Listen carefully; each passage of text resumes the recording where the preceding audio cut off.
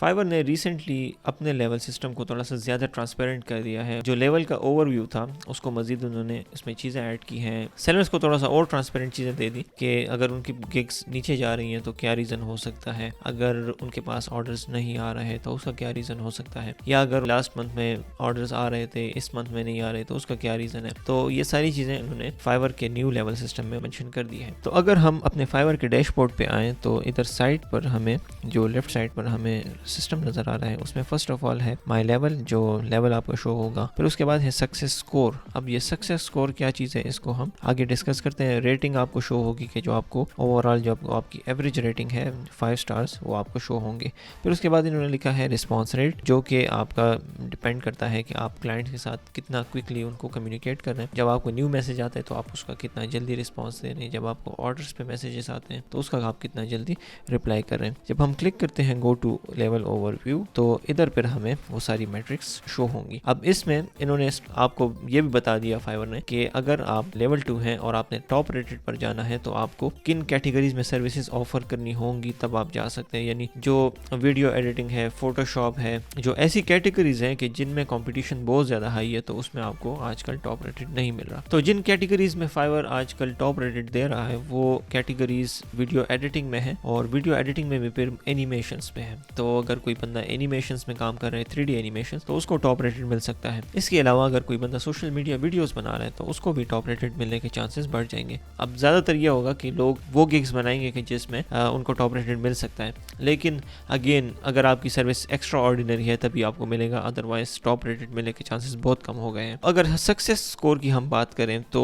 इसमें first of all जब आप क्लाइंट के साथ ऑर्डर कंप्लीट करते हैं, यानी आपको क्लाइंट ने ऑर्डर दिया, वो ऑर्डर आपने डिलीवर किया, उस क्लाइंट ने आपको फीडबैक दे दिया 5 स्टार, तो उस 5 स्टार के अलावा भी फाइवर उससे 10-12 क्वेश्चंस पूछता है। तो उन सब को कंबाइन करके, उन सब मैट्रिक्स को कंबाइन करके फिर एक सक्सेस स्कोर बनता है, विच इज इसमें ज्यादातर है जिस पे फाइवर ने फोकस किया है। फर्स्ट ऑफ ऑल है क्विक रिस्पॉन्सिवनेस। क्विक रिस्पॉन्सिवनेस आपका ऑर्डर पेज पे भी हो सकता है, इनबॉक्स में भी हो सकता है। यानी क्लाइंट आपको जब भी मैसेज करते हैं आपको उसको डायरेक्ट रिप्लाई करते हैं। ये नहीं है कि वो आज मैसेज करते हैं तो आप उसको अगले दिन रिप्लाई देते हैं, या वो कंफ्यूज है, वो उसको समझ नहीं आ रही कि ये बंदा मुझसे कब इंटरेक्ट करेगा, और मिसअंडरस्टैंडिंग्स आती हैं फिर आपके प्रोजेक्ट में। तो ये चीज़ फाइवर आपके क्लाइंट से पूछेगा कि इसका रिस्पांस कैसा था। सेकंड नंबर पर आएगा लैंग्वेज फ्लुएंसी। तो अगर आप इंग्लिश में उससे बात कर रहे हैं तो जाहिर सी बात है आप इस तरह कम्युनिकेट करें कि उसको आपकी बात समझ आए। वो अगर आपसे इंग्लिश में कम्युनिकेट कर रहा है, आप कर रहे हैं, तो कोशिश करनी चाहिए कि आपकी जो कम्युनिकेशन हो, जो आपकी लैंग्वेज प्रोफिशिएंसी है वो अच्छी हो। मतलब आप कम्युनिकेट कर रहे हैं और आप दोनों, उसको आपकी बात समझ नहीं आ रही या आपको उसकी बात समझ नहीं आ रही, तो इसमें फिर उसका एक्सपीरियंस ओवरऑल खराब होगा। थर्ड पे हमारे पास आ जाता है वेंट अबव एंड बियॉन्ड। अब इसमें यह है कि अगर आपने कोई लेट से उसको कोई प्रोजेक्ट डिलीवर किया, उसने आपसे 10 पेज आर्टिकल का कहा था और आपने उसको एक्स्ट्रा भी ऑप्शंस दे दिए, उसमें आपने कुछ डिफरेंट वेरिएशंस दे दिए, या उसने आपसे कोई डिज़ाइन मांगा था, आपने उसको लिए 3-4 डिज़ाइन बना लिए। इस तरह अगर आप करेंगे अबव एंड बियॉन्ड, यानी वो जो एक्सपेक्टेशन थी उसकी डिलीवरी में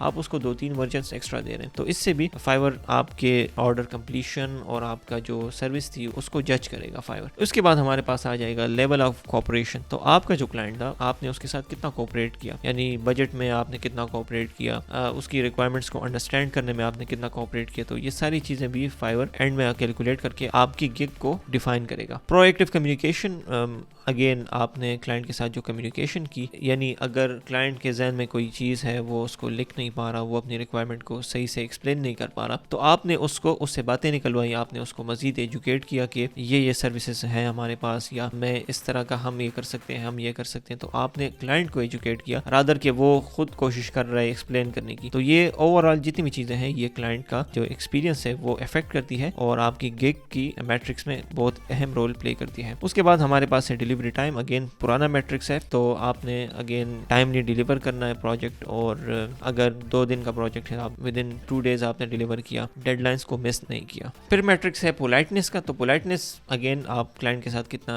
अच्छे से बिहेव कर रहे हैं। वो अगर फ्रस्ट्रेट ऑलरेडी आया हुआ है तो आप फिर भी उसकी फ्रस्ट्रेशन को देखकर आप उससे बड़ा पोलाइट तरीके से बात करते हैं, तो इससे भी क्लाइंट का एक्सपीरियंस अच्छा होगा। विजुअल अपील आ जाता है। विजुअल अपील्स अगेन आपके प्रोफाइल के जो विजुअल्स हैं, जो आपने सर्विस दी उसका विजुअल, वो कैसी सर्विस थी ओवरऑल, तो इसमें ये मैट्रिक्स में ये चीज़ भी ऐड है। नेक्स्ट है हमारे पास प्रोफेशनलिज्म ऑफ वर्क, के आपने जो सर्विस दी कितना आप उसमें प्रोफेशनल थे, कितना आपने सारी चीज़ों को फॉलो किया, टाइमली डिलीवर किया, कम्युनिकेशन अच्छी रखी, क्लाइंट को एजुकेट किया, बहुत सारी चीज़ें कंबाइन होकर आपका प्रोफेशनलिज्म कैलकुलेट होता है। तो ये भी बहुत इंपॉर्टेंट है। अगेन क्रिएटिविटी, आप जो भी प्रोजेक्ट्स, आप जो भी सर्विस दे रहे हैं उसमें क्रिएटिविटी कितनी थी, आपने एफर्ट्स कितनी पुट की हैं उस प्रोजेक्ट में। तो अगर तो आपके काम में क्रिएटिविटी नहीं है, मतलब क्लाइंट ने आपको कोई रिक्वायरमेंट दी और आपने अपनी तरफ से भी कोई एफर्ट नहीं पुट की, तो वो अल्टीमेटली क्लाइंट को पसंद भी नहीं आएगा और एंड में वो आपको 5 स्टार रिव्यू दे भी दें, लेकिन फाइवर जब उससे पूछेगा कि क्रिएटिविटी थी कि नहीं थी तो वो